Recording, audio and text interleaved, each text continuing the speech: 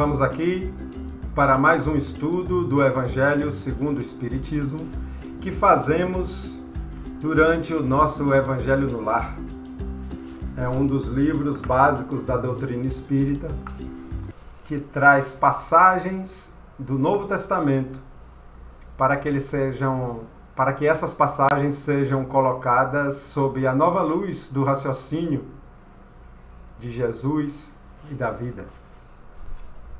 Nós estamos estudando o capítulo 26, Dai de graça o que de graça recebestes, e vamos pegar aqui os itens 5 e 6, mercadores expulsos do templo. Esse subtópico ele é especialmente interessante porque ele tem uma controvérsia da atitude de Jesus que é contado no Novo Testamento. É controverso. Vamos entender por quê. Vamos primeiro ler as passagens do Novo Testamento. Eles vieram em seguida a Jerusalém, e Jesus, entrando no templo, começou por expulsar dali os que vendiam e compravam. Então começa a raciocinar Jesus chegando próximo do templo que oravam na época, né? Na época os templos eram judeus. Derribou as mesas dos cambistas, derribou é a mesma coisa de derrubou, né?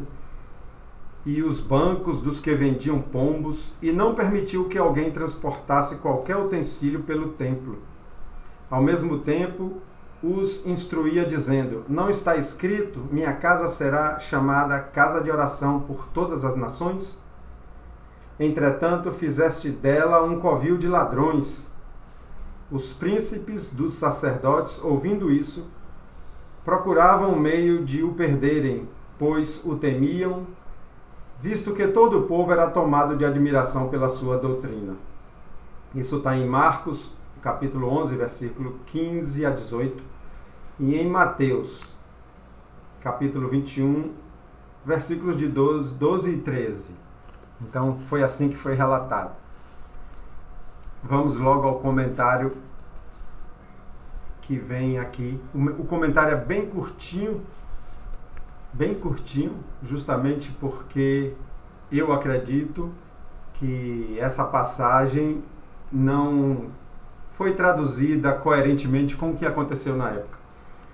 Jesus expulsou do templo os mercadores. Condenou assim o tráfico das coisas santas sob qualquer forma. Deus não vende a sua bênção, nem seu perdão, nem a entrada no reino dos céus. Não tem, pois, o homem o direito de lhes estipular preço. Então a mensagem, foco essencial disso aqui, é que não se deve comercializar com as coisas da fé, com as coisas de Deus, do entendimento, da oração. Não tem que ter preço, não tem que ter comércio nisso. A mensagem forte é essa. Agora, como isso aconteceu, é que, do jeito que está aqui, mostra um Jesus violento. Como está aqui, mostra que um Jesus que condenou, que esbravejou, que derrubou mesas. Eu fico imaginando um Jesus descontrolado, tomado pela ira, tomado pela raiva. Então, convivendo com pessoas mais experientes que estudaram e raciocinaram isso, né, dentro do movimento espírita, eu passei a perceber que não era possível que isso acontecesse. Senão ele não seria o mensageiro do amor, ele não seria o espírito mais evoluído que pisou na Terra, se ele tivesse o descontrole emocional natural de nós, ainda muito iniciantes nessa jornada evolutiva. Seria incoerente. Então, eu sempre faço pesquisas para enriquecer os estudos e fui buscar em outros estudiosos da doutrina espírita e encontrei aqui um texto, comentário que é exatamente o que eu penso. Vamos a esse texto.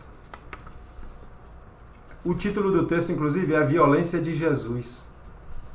Já pensou? O homem que pregou o amor ao próximo, pregou a mansidão, bem-aventurados os mansos, pregou o perdão incondicional. Quando alguém bater em tua face, ofereça outra. Isso no sentido subjetivo, né? Não é no sentido físico. Pregou o não julgamento e pregou o tempo todo o amor. Como pode um homem desse ser tomado por raiva, por cólera, se ele era um espírito já puro, o espírito mais evoluído que pisou na terra e que veio nos dar o exemplo de comportamento? Se ele fizesse aquele escândalo todo, né, que cita de derrubar a barraca, de quebrar as coisas, de expulsar, de gritar, ele seria um destemperado igual a nós. Vamos ao texto que eu gostei. Alguns episódios da vida de Jesus, escritos nos evangelhos de forma sucinta, quando lidos de forma rápida, podem nos conduzir a entendimentos estranhos. Vejamos no caso dos vendilhões do templo. Comumente narra-se que Jesus foi ao templo de Jerusalém e, no átrio, encontrou homens vendendo bois, ovelhas e pombas, também cambistas sentados às suas mesas. Indignado por ver profanada a casa de oração, fez um chicote de cordas e expulsou a todos com as suas mercadorias. Imagine Jesus pegando uma corda, dobrando em duas para bater nos outros. Tem lógica esse Jesus? Ele não seria exemplo para nós. Espalhou pelo chão o dinheiro dos cambistas e lhe derrubou as mesas. Considerando que o Senhor Jesus é o Espírito mais perfeito que a terra já recebeu, lembrando que ele é o nosso modelo e guia, repugna a razão vê-lo transfigurado em um homem possuído pela ira. Então vai contra a nossa razão, vai contra o Jesus que pode ser exemplo para nós. Aquele que falou, se alguém te bater na face direita, ofereça-lhe também a outra.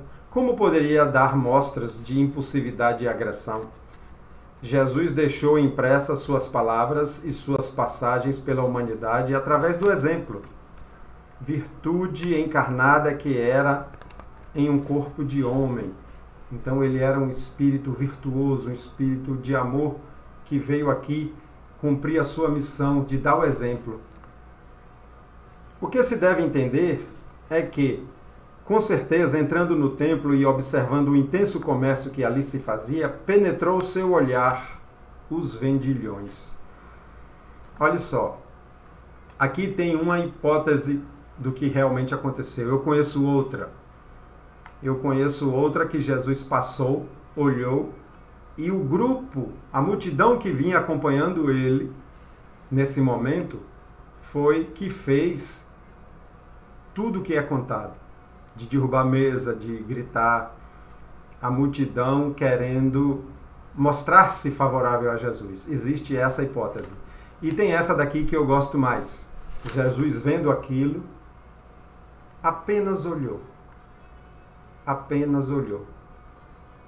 e seguiu. Nesse olhar de Jesus, olha só aqui o que diz. Sua presença era temida, pois todos sabiam que ele falava com a autoridade moral do que era portador. O homem que já tinha feito, né, milagres para a época, já tinha mostrado amoroso com todos, já tinha entrado em casas que ninguém entrava, já tinha conversado com prostitutas, com ladrões. Então ele mostrou realmente amor. Então ele tinha uma autoridade moral. Seu olhar soou para aquelas consciências como chibata cortante. Assim, com a consciência a lhes requeimar, desejaram fugir àquela presença serena, porém enérgica. Por isso, começaram a se movimentar buscando as saídas. Na pressa foram derrubados gaiolas, mesas, esbarrando nos animais e caindo. Para quem os visse de fora, correndo apressados de ter parecido que o Cristo os expulsara. Então, de vergonha, diante da autoridade moral de Jesus, a multidão começou a se dispersar, a sair correndo. Uma cena que a gente conhece. Imagine quando a criança está fazendo uma coisa errada e o pai chega e olha, a mãe chega e olha. Ela se constrange sem precisar ouvir nenhuma palavra. E também uma cena comparativa é quando cambistas realmente estão vendendo em locais proibidos nas cidades, e a polícia vem. Lá no Rio de Janeiro, acho que chama o Rapa, e que todo mundo sai correndo antes que chegue. Eu fiz essa ideia. Então saíram correndo e derrubaram tudo.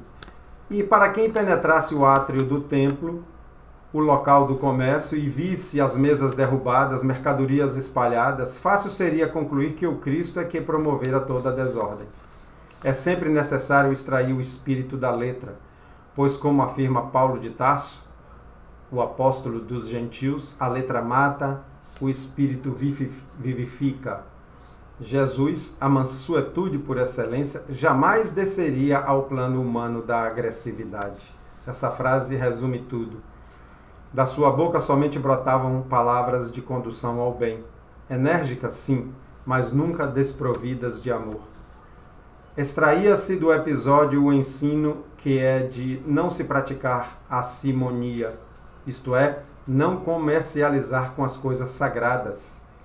O ensino a respeito de Deus, a prece, as bênçãos espirituais são coisas sagradas, sobre as quais nada deve ser cobrado jamais. Dar de graça o que de graça recebestes. Eis a norma e a conduta corretas, preconizadas pelo Mestre do Amor, da mansuetude e da sabedoria. Então está aí essa imagem do Jesus de amor, não o Jesus que desce aos descontrole emocional igual a nós. É isso? Eu sempre digo que os evangelistas escreveram a interpretação dele dos fatos, como eles viram os fatos. Inclusive, Marcos e Lucas nem conheceram Jesus pessoalmente. Mateus e João, sim. Mas os escritos são interpretações desses homens que viram os fatos acontecerem e escreveram. Depois disso, houve interpretações, traduções e até manipulações dos textos. Então a gente sempre tem que botar um olhar direcionado no bem. Espero que esse raciocínio, que para muitos pode ser novo, como foi para mim em outro momento, venha a contribuir para que entendamos Jesus da forma mais correta. Um grande abraço, que os bons espíritos nos iluminem, nos intuam bons pensamentos e boas decisões. Até o próximo.